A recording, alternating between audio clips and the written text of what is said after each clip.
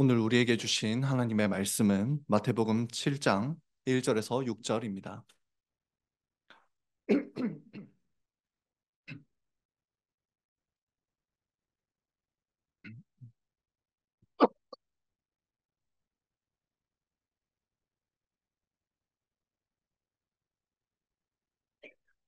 마태복음 7장 1절에서 6절까지 말씀입니다. 이것은 하나님의 말씀입니다. 하나님의 복된 말씀을 들으십시오. 비판을 받지 아니하려거든 비판하지 말라. 너희의 비판하는 그 비판으로 너희가 비판을 받을 것이요 너희의 헤아리는 그 헤아림으로 너희가 헤아림을 받을 것이니라.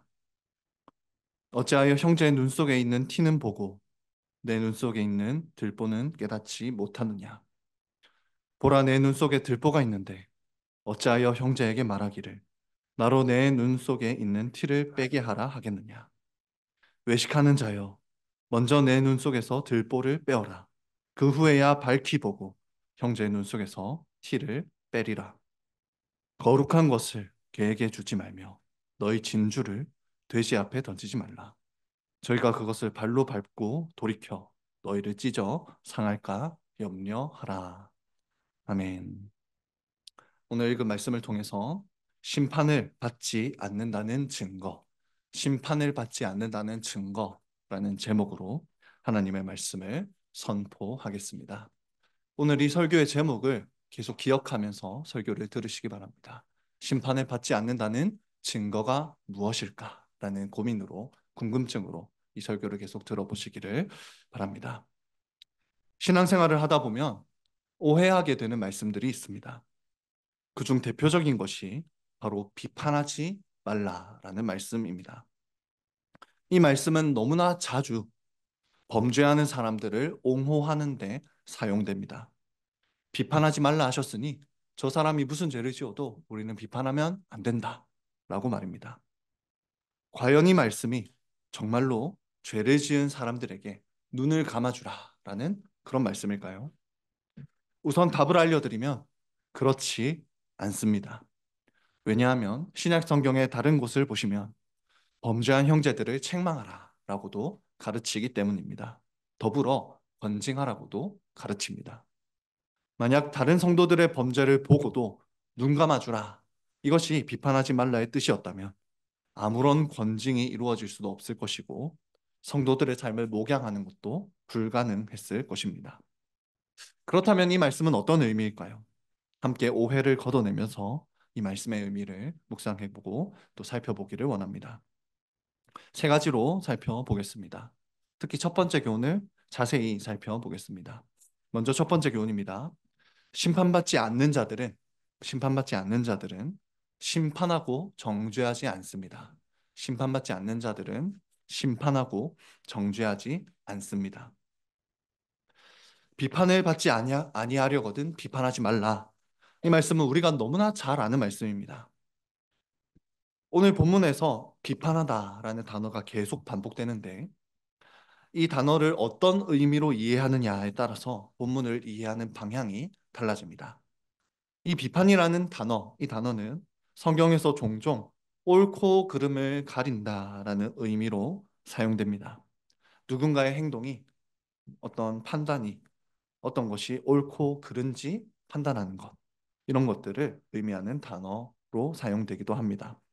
그런데 여러분, 보다 더 많은 경우에 이 단어는 재판하고 심판한다라는 의미로 사용됩니다. 즉, 판사가 죄인에게 어떤 죄가 있는지 살펴보는 것, 그것을 의미하는 단어가 바로 이 비판하다라는 단어입니다. 특별히 요한복음 3장 17절을 보시면 하나님께서 우리를 심판하신다 라고 할 때도 바로 이 동일한 단어가 사용되고 있습니다.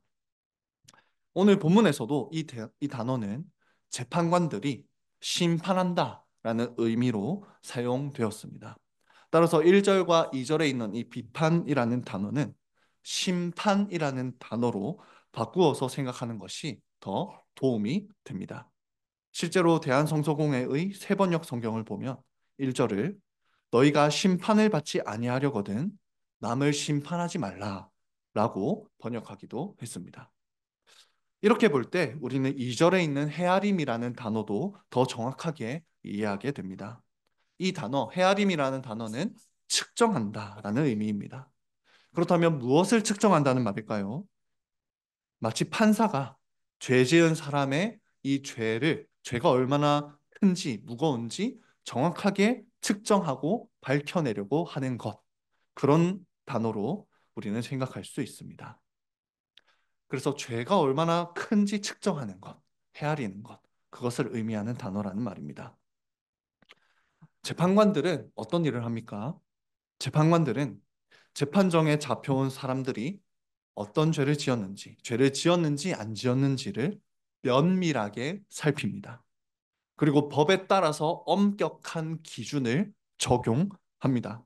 그 기준에 따라서, 법이라는 기준에 따라서 죄가 있으면 유죄 판결을 내리고 죄가 없으면 무죄 판결을 내립니다. 이처럼 심판이란 엄격한 기준에 따라서 누군가의 죄를 면밀하게 조사하고 정죄하는 것입니다. 따라서 이 말씀은, 오늘 이 비판하지 말라는 말씀은 어떤 행동이나 결정에 대해서 비판적인 의견을 제시하면 안 된다, 그런 의미가 아닙니다. 다만 재판관처럼 엄격한 기준에 따라서 누군가의 죄를 찾아내려고 애쓰고 또 찾아낸 후에 정죄하지 말라라는 의미입니다. 그런데 당시에는 이 말씀과 정반대로 다른 사람들은 마구잡이로 심판하던 부류의 사람들이 있었습니다. 누구일까요? 네, 우리 마태복음에서 자주 나왔던 바리새인들입니다. 바리새인들은 다른 사람들이 죄를 짓는지 안 짓는지 눈에 불을 켜고 찾아다녔습니다. 그러다가 죄를 짓는 사람을 발견하면 어떻게 했습니까? 심판하고 정죄했던 것입니다. 그렇다면 바리새인들은 왜 이렇게까지 남을 심판하고 정죄하는 데 열심을 내었을까요? 그 이유는 심판과 정죄 속에서 쾌감을 느꼈기 때문입니다. 바리새인들은 자신들이 일반 백성들보다 종교적으로나 도덕적으로 더 경건하고 의롭다고 생각했습니다. 그런데 그것을 확인하는 가장 좋은 방법이 무엇입니까? 자신들보다 덜 의로워 보이는 사람들을 찾아내서 그 사람들을 심판하고 정죄하는 것이었습니다. 이처럼 바리새인들은 다른 사람들을 심판하고 정죄하면서 일종의 우월감을 느꼈던 것입니다. 그렇다면 여기서 한 가지 생각해 봅시다. 그렇다면 바리새인들만 그런 모습으로 살아갑니까? 너무나 안타깝게도 우리도 바리새인과 같이 살아갈 때가 많습니다. 우리도 다른 사람들의 잘못을 발견하면 그 사람에 대해서 심판하고 정죄하기 일쑤입니다. 우리에게 왜 이런 습관이 생겼을까요? 그 이유는 우리가 심판과 정죄를 받으면서 우리가 계속 다른 사람들을 심판하고 정죄하려는 그 습관이 생긴 이유는 우리가 심판과 정죄를 받으면서 살아왔기 때문입니다. 학교에서나 직장에서 일어나는 일들을 한번 생각해 보십시오. 사람들은 서로에게 엄격한 잣대를 들이댑니다. 그러면서 누가 얼마나 나쁜 짓을 저질렀는지 서로 이야기하기에 바쁩니다. 그렇게 누군가에 대한 험담을 하면서 그 사람을 심판하고 정죄합니다. 그러면서 자신은 그렇지 않다는 우월감을 느끼며 은근히 즐거워합니다. 모두가 다 그렇습니다. 우리가 속해 있는 사회가 다 그런 모습 있지 않습니까? 여러분, 그러니 우리가 이런 사회 속에서 살다 보니 우리에게도 이런 습관이 생긴 것입니다. 우리도 다른 사람들을 심판하고 정죄하면서 즐거워하곤 합니다. 그리고 우리는 그 사람들과 같지 않다라는 생각에 우월감을 느끼기도 합니다. 쾌감을 느끼기도 한다는 말입니다. 여러분, 그렇다면 여기서 중요한 질문을 하나 할 필요가 있습니다. 네, 예수님께서는 우리에게 이렇게 말씀을 하십니다. 이렇게 악한 우리에게 말씀을 하십니다. 뭐라고 하십니까? 너희는 비판하지 말라. 다시 말해서 너희는 심판하지 말라 하십니다. 마치 재판관이 된 듯이 누군가의 죄를 찾아내서 잘못을 찾아내서 그것을 정죄하고 심판하는 일을 이제 그치라 라고 하십니다. 바로 이것이 1절과 2절에서 예수님께서 명령하시는 내용입니다. 그렇다면 여기서 이제 우리는 질문을 하나 할 수 있습니다. 그렇다면 우리는 왜 심판하지 말아야 할까요? 사실 한번 생각해 보면 서로를 심판하는 그런 사회 속에 있으면 사람들이 서로 더 잘못을 저지르지 않으려고 더 조심하지 않겠습니까? 모든 사람들이 우리를 주목하고 모든 사람들이 내가 잘못을 저지르는지 안 저지르는지 쳐다보고 있으면, 감시하고 있으면 잘못을 안 저지르려고 더 조심하는 그런 사회가 되지 않겠습니까? 그러면 더 좋은 사회가 될 수도 있지 않을까요? 왜 서로 비판하고 심판하지 말라라고 오늘 예수님이 말씀을 하실까요? 2절을 보시면 그 이유가 나옵니다. 너희의 비판하는 그 비판으로 너희가 비판을 받을 것이요 너희의 헤아리는 그 헤아림으로 너희가 헤아림을 받을 것이니라. 우리가 다른 사람들을 심판하면 우리도 심판을 받게 될 것이라 말씀하십니다. 그러니 심판하지 말라라고 말씀을 하십니다. 예수님은 지금 의도적으로 우리가 누구에게 심판을 받는지는 말씀하지 않으십니다. 그러나 헬라어 문법을 살펴보면 우리가 누구에게 심판을 받는다는 말씀인지 알 수 있습니다. 우리가 다른 이들을 심판하는 삶을 살다 보면 온 세상의 심판주이신 하나님께서 우리의 죄를 낱낱이 헤아리시고 우리를 심판하실 것입니다. 그러니 하나님께서 너희를 심판하실 것이니 너희는 심판하지 말라라는 그런 말씀으로 우리는 읽을 수가 있습니다. 그런데 여러분, 여기서 한 가지 문제가 생깁니다. 어떤 문제가 생길까요? 우리는 다른 사람들을, 특히 우리가 미워하는 사람들을, 그 사람들의 죄와 잘못을 찾아내고 그 잘못을 심판하면서 즐거워한 경험이 있습니다. 우리 모두는 이 2절의 말씀을 다 어겼다는 말입니다. 우리는 다 어떤 사람들, 특히 내가 미워하는 사람들의 죄와 잘못을 보면 그 사람의 잘못을 찾아내고 정죄하는 데 너무 익숙한 사람들입니다. 우리는 그런 죄를 이미 다 저질렀습니다. 따라서 이 말씀, 2절의 말씀을 문자 그대로 이해한다면 하나님께서도 하나님의 심판대 앞에서 우리들의 죄를 낱낱이 심판하시고 정죄하실 것입니다. 그렇게 된다면 우리는 어떻게 되겠습니까? 하나님께서 우리의 죄를 찾으신다면, 그렇다면 우리 모두는 지옥으로 떨어지고 말 것입니다. 그렇다면 오늘 본문은 우리가 심판받게 된다는 것을 우리에게 알려주는 본문일까요? 그렇게 보이기도 하지만 사실 그렇지 않습니다. 사실 그렇지 않습니다. 사실 오히려 그 반대입니다.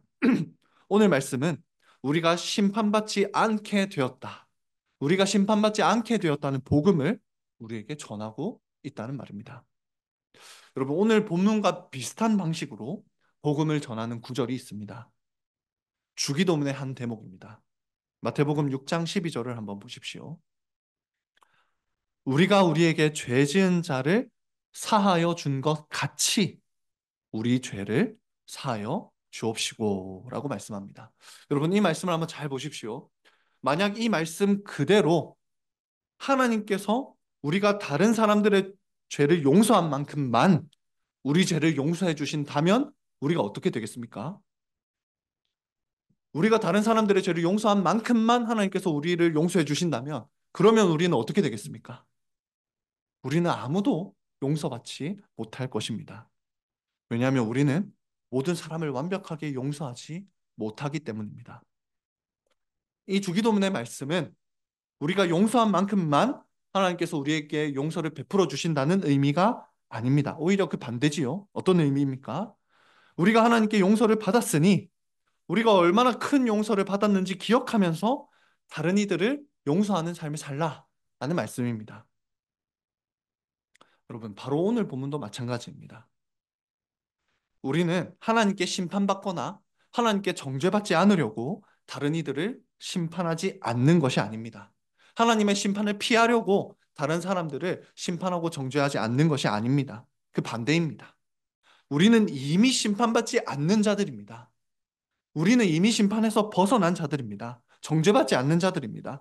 그렇기 때문에 우리는 다른 이들을 심판하거나 정죄하지 말아야 한다는 말입니다.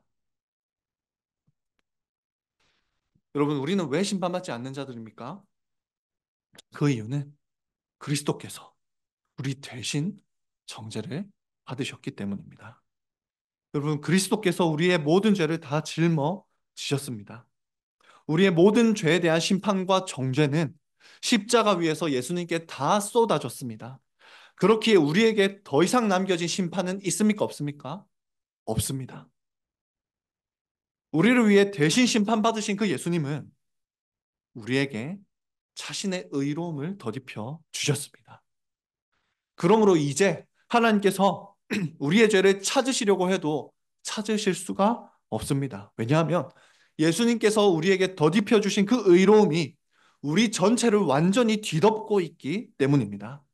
예수님의 의로움을 덧입은 자들에게는 결코 하나님의 심판과 정죄가 없습니다. 그것이 바로 우리가 경험한 복음입니다.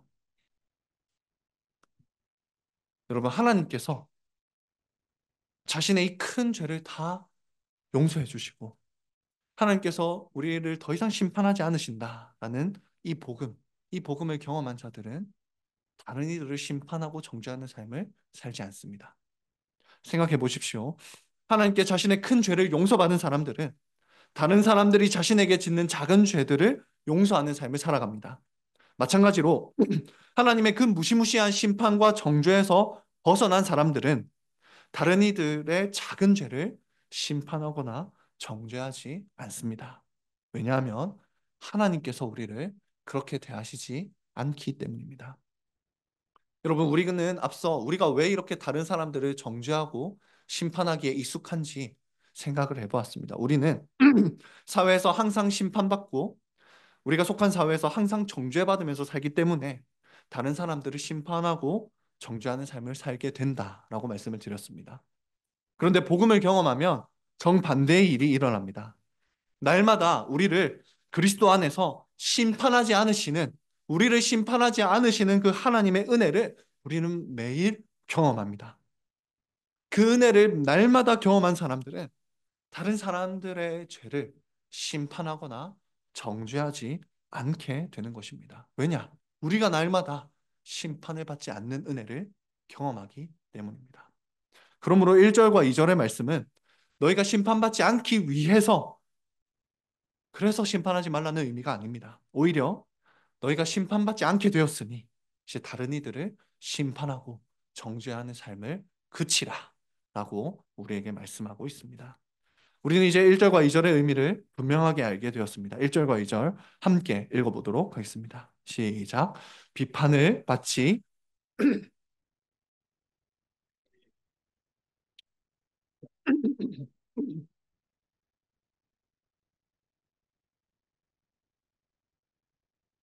아멘. 그래서 이 말씀을 원문을 조금 더 그대로 옮기면 너희가 비판하는 삶을 계속해서 산다면 너희가 비판하는 삶을 계속해서 산다면 마지막 날에 있을 그 비판을 너희가 받게 될 것이고 너희가 해야 다른 사람들의 죄를 측정하는 그 삶을 계속해서 산다면 마지막 날에 있을 그 헤아림을 너희가 받게 될 것이다 라고 말씀하고 있습니다. 이 말씀은 다시 말해서 다른 사람들을 비판하는 삶을 계속해서 살지 말라. 왜냐? 우리가 비판에서 벗어났기 때문에 라고 말씀을 하는 것입니다. 여기서 첫 번째 교훈을 반복합니다. 심판받지 않는 자들은 심판받지 않는 자들은 심판하고 정죄하지 않습니다. 이것이 심판받지 않는 자들의 첫 번째 증거입니다. 이어서 두 번째 교훈을 살펴보겠습니다. 심판받지 않는 자들은 사랑으로 겸손하게 책망합니다. 심판받지 않는 자들은 사랑으로 겸손하게 책망합니다. 이처럼 우리는 다른 사람들을 심판하고 정죄해서는 안 됩니다. 그렇다면 우리는 다른 사람들의 잘못에 대해서 눈 감고만 있어야 되겠습니까? 그렇지 않습니다. 우리는 정죄의 태도로 심판하는 것이 아니라 사랑의 태도로 죄에 대해서 책망할 때도 있어야 합니다. 그래야 범죄하는 형제를 죄에서부터 건질 수 있기 때문입니다. 그래서 예수님은 우리의 오해를 방지하시려고 이어지는 말씀에서 형제와 자매의 죄에 대해서 책망하는 것을 말씀하십니다. 3절에서 5절을 보십시오. 예수님의 말씀에 따르면 다른 성도들의 죄를 올바르게 책망하는 것은 눈 속에 들어간 티를 빼는 것과 같습니다.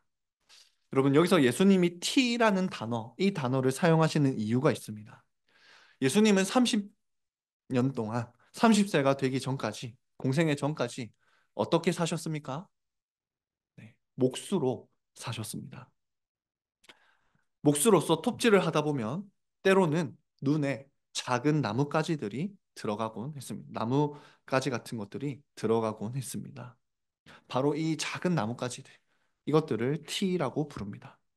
이때 자신의 눈 속에 있는 티, 눈에 들어간 티를 빼는 것은, 스스로 이 티를 빼는 것은 너무나 힘든 일이었습니다. 그래서 다른 누군가가 티를 빼줘야 했습니다. 만약 눈에 들어간 티를 그대로 놔두면 심각한 경우에는 실명에 이르게 될 수도 있었습니다. 예수님은 형제 자매의 죄에 대해서 책망하는 것이 바로 그 형제의 눈 속에 있는 티를 빼주는 것과 같다라고 말씀하십니다. 어떤 성도들은 죄를 지으면서도 죄인지 모르고 살아갑니다. 그래서 혼자서는 그 죄에서 벗어나지 못하는 경우가 있습니다. 그럴 때는 주 형제나 자매들이 그 죄에서 벗어나도록 책망을 해주어야 합니다. 이렇게 책망하는 것은 꼭 필요한 일입니다. 하지만 여기서 명심할 점이 있습니다. 그건 바로 다른 누군가를 책망하기 전에 먼저 자신을 돌아봐야 한다는 것입니다. 자신이 더 큰 죄를 짓고 있으면서도 다른 사람의 작은 죄에 대해서 책망하는 것은 부적절한 일입니다. 자신이 집안을 바치는 들보와 같은 죄를 짓고 있으면서도 다른 사람들의 눈 안에 들어간 작은 티 같은 죄를 책망하는 것은 부적절한 일이다라는 말입니다. 여러분, 여기서 우리는 올바른 책망이 어떤 것인지 생각해 볼 수 있습니다. 올바른 책망이란 어떤 것이겠습니까? 올바른 책망이란 형제가 죄로 인해 겪을 아픔을 가슴 아파하며, 죄로 인해 겪을 그 결과를 가슴 아파하며 그 죄에서 떠나야 한다고 사랑을 담아 권면하는 것이 올바른 책망입니다. 형제의 죄에 대해서 가슴 아파하면서 사랑을 담아 책망하는 것이 올바른 책망입니다. 따라서 누가 올바른 책망을 할 수 있을까요? 먼저 자신을 돌아보고 자신의 죄를 슬퍼하는 사람만이 올바른 책망을 할 수 있습니다. 자신의 죄도 슬퍼하지 않는 사람이 어떻게 다른 사람의 죄를 슬퍼할 수 있겠습니까? 그러니 먼저 자신의 죄를 슬퍼하는 사람이 올바른 책망을 할 수 있는 것입니다. 만약에, 여러분 한번 생각해 보십시오. 만약에 자신의 죄를 슬퍼하지 않는 사람이 다른 사람의 죄를 말하게 된다면, 책망하게 된다면 그 사람은 필연적으로 다른 사람을 심판하고 정죄하게 됩니다. 자신의 죄를 슬퍼하지 않으면서 다른 사람의 죄를 말하는 사람은 필연적으로 그 사람을 정죄하고 심판하게 된다는 말입니다. 바로 이런 사람, 바로 이런 사람을 우리는 위선자라고 부릅니다. 이런 위선자들이 바로 바리새인과 서기관들이었습니다. 바리새인과 서기관들은 가슴속에 탐욕이 가득했고 교만이 가득했습니다. 눈에 보이는 죄는 덜 지었을지 몰라도 마음속에는 죄가 가득했습니다. 그런데 그러면서도 다른 사람들이 저지르는 눈에 보이는 작은 죄들을 계속해서 심판하고 정죄했던 것입니다. 예수님은 그런 위선을 저지르지 말라고 오늘 본문에서 말씀하십니다. 여러분, 그렇다면 우리가 어떻게 해야 올바르게 책망할 수 있을까요? 어떻게 해야 올바르게 책망할 수 있는 사람이 될까요? 놀랍게도 여기서도 우리가 받았어야 할 심판과 정죄를 기억해야 합니다. 여러분, 예수님이 왜 심판을 받으셨습니까? 심판주 하나님께서 찾아내신 우리들의 죄 때문입니다. 우리들의 죄 하나하나가 전부 예수님을 심판받으시게 했습니다. 우리들의 죄는 작은 티끌만한 죄가 아니었습니다. 우리들의 죄는 거물을 떠받치는 들보처럼 너무나 커다랗고 끔찍하고 위험한 것들이었습니다. 바로 그 죄 때문에 예수님이 우리 대신 심판을 받으신 것입니다. 그 죄를, 우리들의 죄를 해결하시려고 예수님께서 모든 심판을 대신 받아주셨습니다. 여러분 생각해보면 참 부당한 일입니다. 죄를 지은 건 우리인데 우리를 사랑하신 예수님께서, 죄가 하나도 없으신 그분께서 우리 대신 모든 죄를 짊어지셨습니다. 여러분 이 진리를 진정으로 믿는 사람, 나의 죄 때문에 예수님이 심판받으셨다는 진리를 진정으로 믿는 사람은 죄를 미워하게 됩니다. 우리의 죄가 그 아름다우신 예수님이 십자가에 달리게 했으니 우리의 죄를 미워할 수밖에 없는 것입니다. 예수 그리스도의 십자가를 바라보는 사람은, 그 십자가 심판을 바라보는 사람은 죄를 미워하게 됩니다.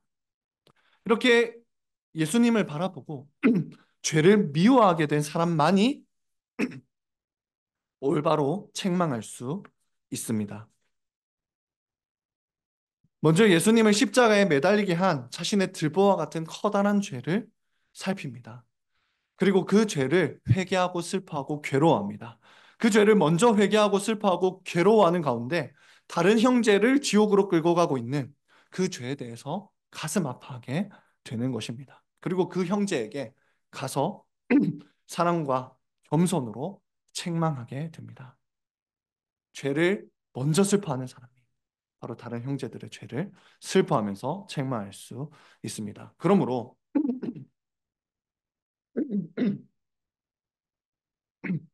예수 그리스도께서 우리 대신 심판을 받으셨다는 이 복음을 믿는 사람만이 죄를 슬퍼하며 형제를 사랑과 겸손으로 책망할 수 있습니다. 바로 그런 사랑과 겸손의 책망을 사용하셔서 하나님께서는 심판을 향해 달려간 우리 형제와 자매를 구해내실 것입니다. 그러므로 이 말씀은 특별히 저와 같은 직분자들에게 너무나 중요한 가르침을 줍니다. 직분자들 모두가 성도들의 영혼을 돌봅니다. 그러다 보면 때때로 죄에 대해서 단호하게 책망해야 될 때도 있습니다. 그때 직분자들은 먼저 자신의 죄를 돌아보아야 합니다. 자신의 죄가 그리스도를 십자가에 못 박았음을 기억하고 자신의 죄를 먼저 슬퍼해야 합니다. 그렇게 회개와 겸손 가운데 형제를 향한 사랑으로 책망할 때, 그때 그 책망이 형제를 살리는 도구가 될 수 있는 것입니다. 그러니 오늘 말씀은 다른 누구보다도 먼저 그리스도의 사역자들인 목사와 장로와 집사들이 마음에 새겨야 할 말씀입니다. 물론 모든 성도들에게도 동일하게 적용되는 말씀입니다. 그래서 이 모든 내용을 잘 요약한 바울 사도의 말씀을 들어보십시오. 갈라디아서 6장 1절 말씀입니다. 형제들아, 사람이 만일 무슨 범죄한 일이 드러나거든 신령한 너희는 온유한 심령으로 그러한 자를 바로잡고 내 자신을 돌아보아 너도 시험을 받을까 두려워하라. 아멘. 바로 이것이 3절에서 5절의 의미입니다. 우리 함께 3절에서 5절 말씀 읽어 보겠습니다. 시작.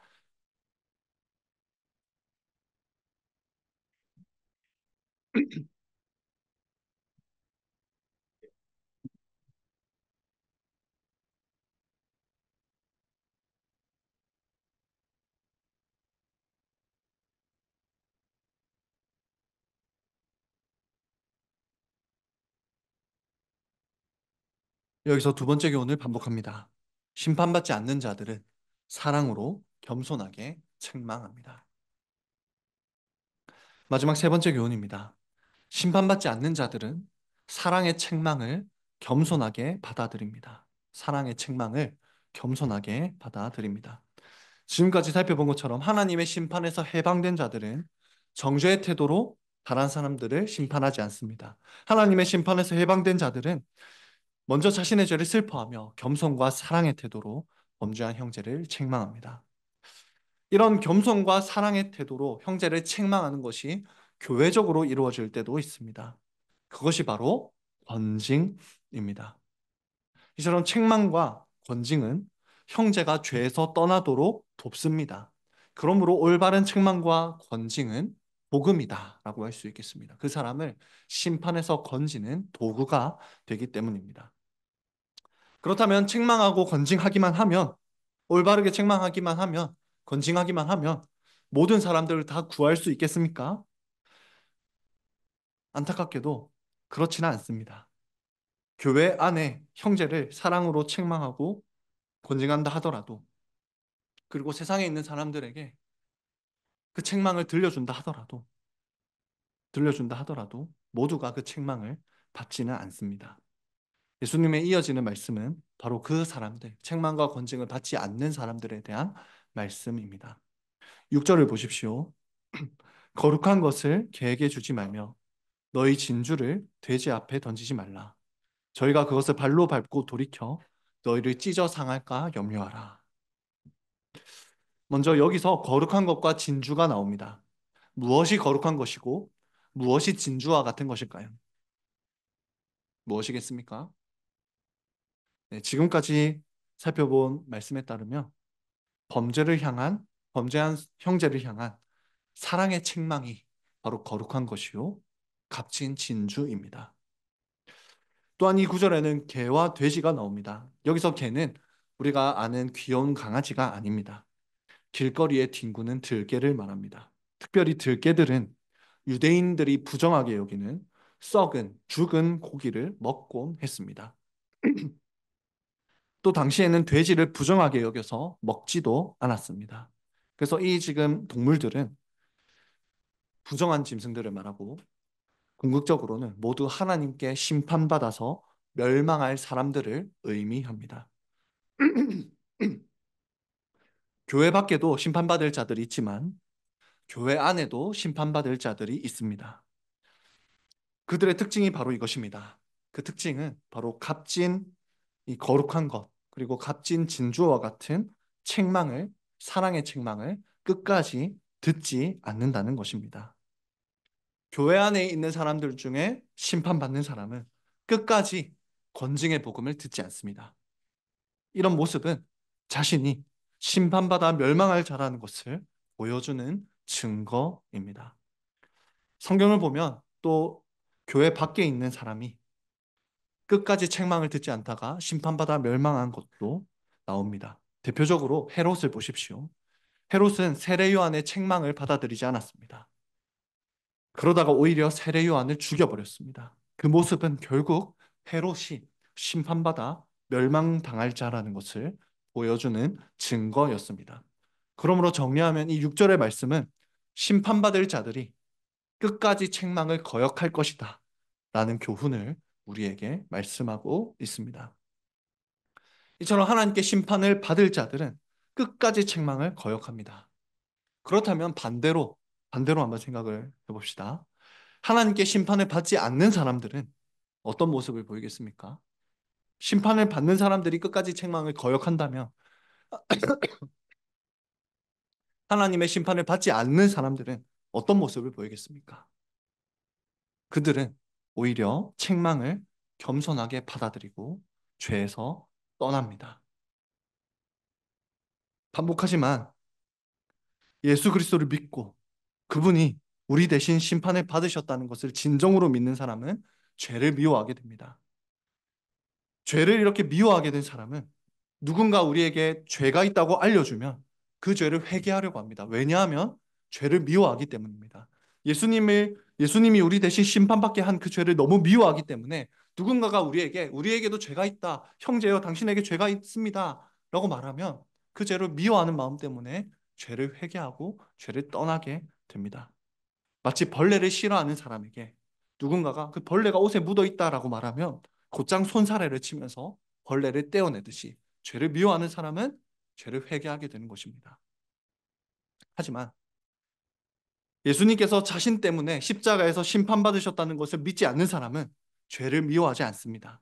죄를 미워하지 않으니 죄에 대한 책망을 듣고도 회개하지 않는 것입니다. 그러므로 심판받을 자들은 책망을 무시하지만 심판을 받지 않을 자들은 겸손하게 책망을 듣고 회개합니다. 바로 이것이 6절이 우리에게 교훈하는 내용입니다. 하나님께서는 어떻게 우리를 책망하십니까? 하나님께서는 형제 자매를 통해서 오늘 말씀처럼 형제 자매를 통해서 우리를 책망하시기도 합니다. 또한 장로들의 회인 당회를 통해서 우리를 권징하고 책망하시기도 합니다. 그리고 또 하나님은 예배 가운데 우리를 책망하십니다. 특별히 설교 가운데 우리를 책망하시고 우리를 권징하십니다. 여러분, 지금 예배드리는 바로 이 시간이 하나님께서 우리를 향해 들려주시는 책망을 듣는 시간입니다. 여기서 우리의 지난 1년을 돌아보기를 원합니다. 오늘은 1년 중 마지막 주일이지요. 지난 1년간의 예배를 한번 돌아보시기 바랍니다. 얼마나 많은 설교가 울려 퍼졌습니까? 그리고 그 가운데 하나님께서 우리에게 얼마나 많은 책망을 하셨습니까? 예배 가운데, 예배 때마다 우리는 어김없이 하나님의 책망을 들었습니다. 우리가 이웃을 사랑하지 않은 죄, 하나님을 더욱 사랑하지 않은 죄, 그 죄에 대한 책망을 예배 가운데, 설교 가운데 들었습니다. 죄를 떠나라는 하나님의 음성을 들었습니다. 그래서 매번 설교를 들을 때마다 회개해야겠다라고 그렇게 생각하지 않았습니까? 여러분, 우리는 그 하나님의 책망에 1년 동안 어떻게 반응하셨습니까? 하나님의 책망을 들을 때마다 어떻게 반응하셨습니까? 그 책망을 듣고 회개했습니까? 정말로 우리 안에 있는 그 죄를 슬퍼하며 죄를 미워하며 그 죄에서 떠났습니까? 아니면 그저 하나님의 책망을 듣고도 무시하는 삶을 살았습니까? 여기서 6절 말씀을 한 번 더 읽어보겠습니다. 6절입니다. 시작. 거룩한 것을 개게 주지 말며.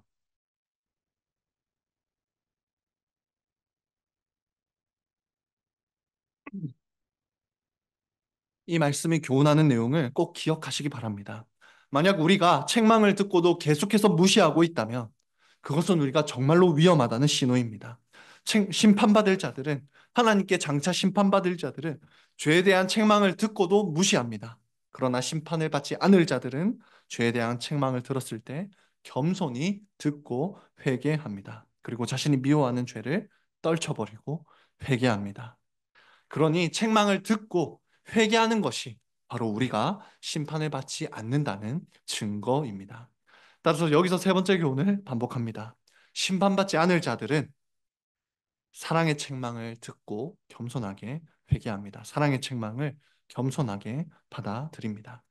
말씀을 정리하며 맺겠습니다. 오늘 우리는 마태복음 7장 1절에서 6절 말씀을 통해 비판에 관한 예수님의 말씀을 살펴보았습니다. 여기서 비판이라는 단어는 심판이라는 의미라고 했습니다. 우리는 이 말씀을 너무나 쉽게 율법적으로 받아들입니다. 그래서 심판받지 않으려고 다른 사람들을 심판하지 않으려 합니다. 그러나 이 말씀은 우리가 심판받지 않았기 때문에 어떻게 살아야 하는지 우리에게 반복해서 교훈합니다. 첫째로 심판에서 벗어난 자들은 다른 사람들을 정죄하는 태도로 심판하지 않습니다. 왜냐하면 우리가 하나님의 정죄와 심판에서 벗어나는 은혜를 누렸기 때문입니다. 또한 심판에서 벗어난 자들은 자신의 죄를 겸손히 돌아보며 형제들의 죄를 사랑으로 책망합니다. 셋째로 심판에서 벗어난 자들은 죄에 대한 책망을 들을 때 겸손하게 받아들이고 그 책망을 듣고 회개합니다. 이 세 가지는 우리가 심판받지 않을 자라는 증거입니다. 우리의 삶에서 날마다 이 세 가지를 돌아보기를 원합니다. 우리가 다른 사람들의 죄를 얼마나 신랄하게 심판하고 정죄하고 있는지 돌아보고 그 죄에서 떠나기를 원합니다. 형제들의 죄를 얼마나 가슴 아파하고 있는지 살펴보기를 원합니다. 그리고 우리가 얼마나 책망을 듣고 회개하는지 살펴보기를 원합니다. 이 본문이 교훈하는 대로 우리가 심판받지 않는다는 것이 얼마나 큰 복음인지 분명하게 깨닫고 날마다 우리가 심판받지 않을 자라는 증거를 보이며 그렇게 살아가는 복이 우리 모두에게 있기를 성부와 성자와 성령의 이름으로 축원합니다. 아멘.